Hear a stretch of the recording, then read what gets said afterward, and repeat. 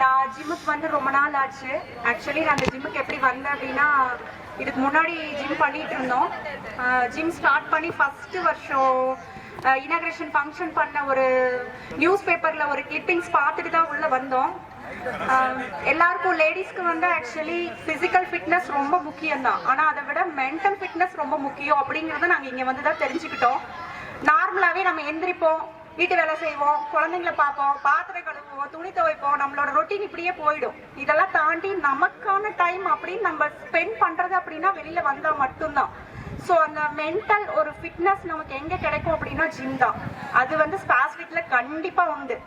நம்ம எவ்வளோ டென்ஷன் இருந்தாலும் எவ்வளோ ஸ்ட்ரெஸ் இருந்தாலும் இங்க வந்து ஃப்ரெண்ட்ஸை பார்த்துட்டா எல்லாம் மறந்துடும். திருப்பி வீட்டுக்குள்ள போறப்ப எல்லாத்தையும் மறந்துட்டு ஐயோ நம்ம இன்னைக்கு சண்டை போட்டோமா அப்படிங்கிறதே நம்ம மறந்துடுவோம்.